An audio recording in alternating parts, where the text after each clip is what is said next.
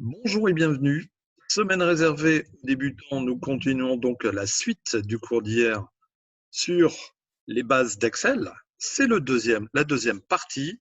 Donc, voici le programme. Alors aujourd'hui, nous allons parler effectivement par rapport à la feuille d'hier des alignements. Effectivement, le texte dans les cellules, nous allons parler des alignements, gauche, droite, milieu, en haut, en bas.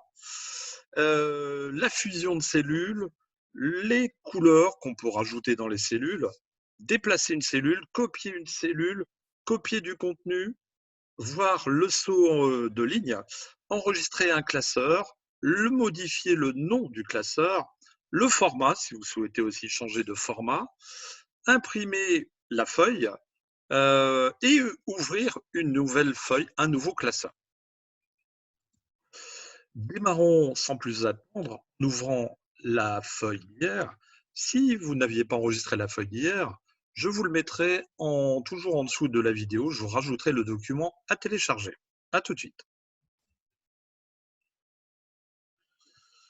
Donc, suite d'hier où nous avions transformé du texte, où nous avions pris connaissance aussi de la poignée dans chaque cellule ou de groupe de cellules, cette poignée qui nous permet de copier ou de faire des progressions numériques.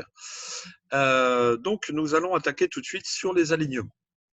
Alors, pour effectivement vous montrer les alignements, je vais sélectionner des cellules. Alors, on va prendre ces trois cellules ici pour vous montrer les alignements. Alors, je sélectionne les trois cellules et je vais venir effectivement dans le groupe alignement qui me permet puisque le texte en général, vous voyez, il est aligné à gauche. Alors, pour l'aligner au milieu, je vais cliquer ici sur le bouton centré. Donc, vous voyez que le tout texte s'aligne au milieu. Si je veux plutôt mettre le texte à droite, je viendrai ici l'aligner à droite. Ensuite, je vais pouvoir aussi modifier la position par rapport à la cellule, puisque par défaut ici, vous voyez que la position du texte est gérée en bas. Je pourrais le remonter ou le mettre complètement en haut.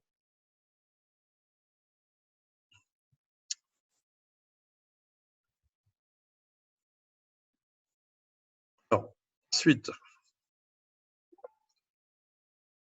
après les alignements, nous allons essayer de fusionner plusieurs cellules. Alors, pour fusionner, j'ai sélectionné plusieurs cellules. On va aller dans la barre du ruban, sur l'onglet Accueil. La fusion se trouve ici, fusionner et centrer. Alors, je clique sur le bouton. La fusion de cellules, il me donne une boîte de dialogue. La fusion des cellules permet de conserver uniquement la valeur supérieure gauche. Donc, effectivement, comme il y a trois textes à l'intérieur de chaque cellule, je vais effectivement appuyer sur le bouton OK, ce qui aura pour effet de fusionner le texte, mais de n'en conserver qu'un. Je vais pouvoir aussi attribuer à cette nouvelle cellule, une bordure. Donc, je vais venir ici dans le groupe police, appuyer sur le bouton bordure, ici avec le menu déroulant sur la droite, j'ai sélectionné la bordure avec une épaisseur extérieure. Voilà, donc ici, j'ai rajouté une bordure. Je peux rajouter des couleurs. Donc, le jaune par défaut. Si je veux une autre, je vais aller voir la boîte de dialogue et dans la palette de couleurs, choisir une autre couleur.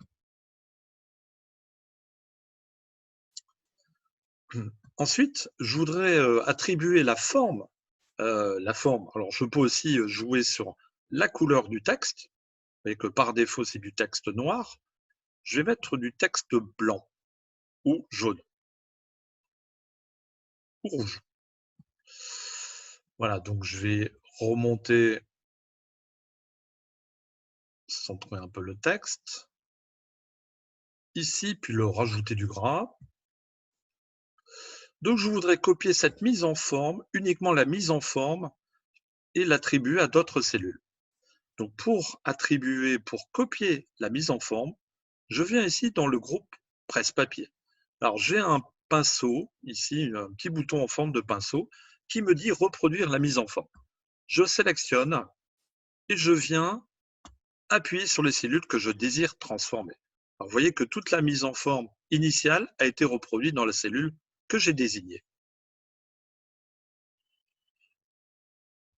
Ensuite, déplacer une cellule. Alors, pour déplacer une cellule, je la prends sur le bord de la cellule et je vais pouvoir la déplacer, la mettre par exemple en dessous.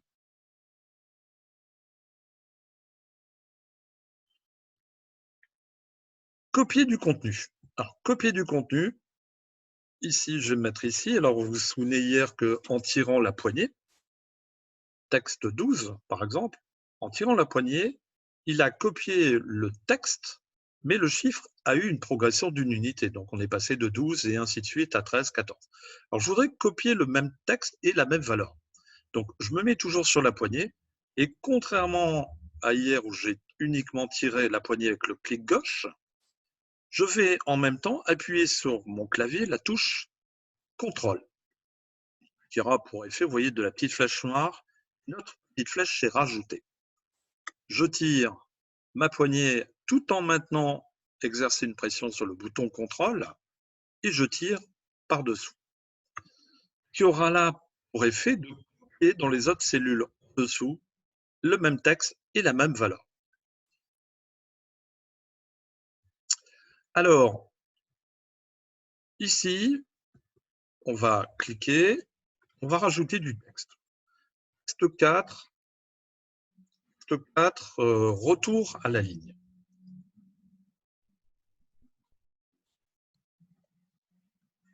Alors, vous savez peut-être, effectivement, une cellule ne s'agrandit pas même si je rajoute du texte. Vous voyez que là, j'ai une partie du texte qui est sur la droite et que si je remplis la cellule en D4 juste à côté, je ne verrai plus une partie de mon texte.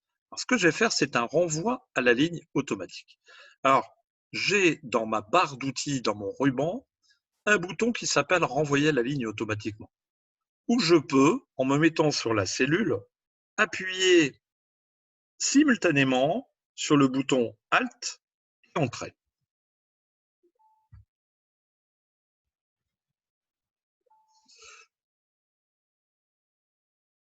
On va revenir sur problème de clavier. Renvoyer donc à la ligne automatiquement. Vous voyez que j'ai fait un retour à la ligne automatique, ce qui aura pour effet d'agrandir la hauteur de ma cellule et de remettre le texte complètement dans ma cellule. Ensuite, on va enregistrer le classeur. Vous savez que là, j'ai un fichier donc, qui est ouvert, mais pour l'instant, je ne l'ai pas enregistré. Alors, la première fois, je vais appuyer sur le bouton ici de ma barre d'outils personnalisée qui est là-haut, un bouton en forme de disquette et qui s'appelle, quand j'approche ma souris, il s'appelle « Enregistrer ». J'appuie dessus.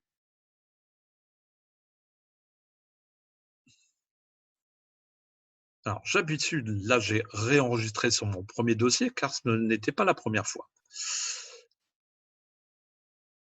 Où je viens ici dans l'onglet « Fichier ». Et je vais donc, comme ce n'était pas la première fois, il m'aura ouvert une boîte de dialogue pour enregistrer sous et lui donner une direction. Comme là, c'est la deuxième fois, donc je vais appuyer sur le bouton ici, enregistrer sous de l'onglet fichier, et je vais aller parcourir mon disque dur pour bien le ranger. Vous voyez que le fichier, le classeur a été déjà enregistré, donc je vais y faire une copie. Alors, c'est ici que je vais renommer ce classeur. Il s'appelle exercice 1. Donc, on va l'appeler deuxième partie.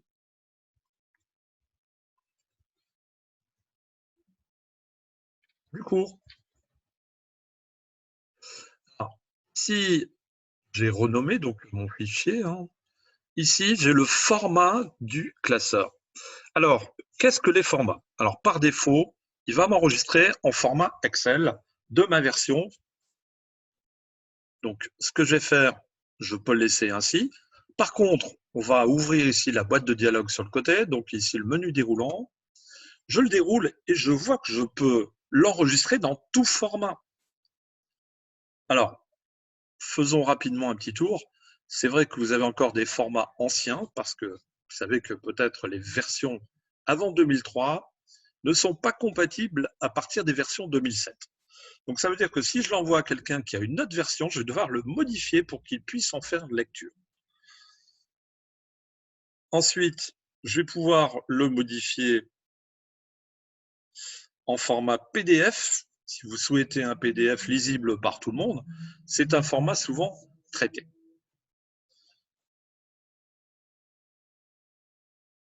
Ou effectivement, je peux aussi le transformer en format avec macro. Alors, prenons en charge les macros. C'est vrai que si sur votre fichier, il y a des macros et que vous ne l'enregistrez pas avec le fichier avec macro, vos macros ne fonctionneront pas. Donc, moi, ce n'est pas le cas. Donc, je vais le laisser dans sa version là. Et je finis par appuyer sur le bouton enregistrer. Voilà. Vous voyez que ici, à ce moment-là, le nom a changé. Le nouveau nom que j'ai donné, que j'ai attribué, a été enregistré. Ce qui me permet de fermer ce dossier et puis après de partir et de vaquer à autre chose. Pour l'instant, je voudrais voir l'impression. Alors, je vais aller sur Fichier, Imprimer. Alors, quand j'appuie sur le bouton Imprimer de l'onglet Fichier, j'ai donc tous des paramètres que je peux modifier. Je vois que mon impression, ici, on a déjà un cours, si vous souhaitez voir les cours, il y a déjà un cours sur l'impression sous Excel.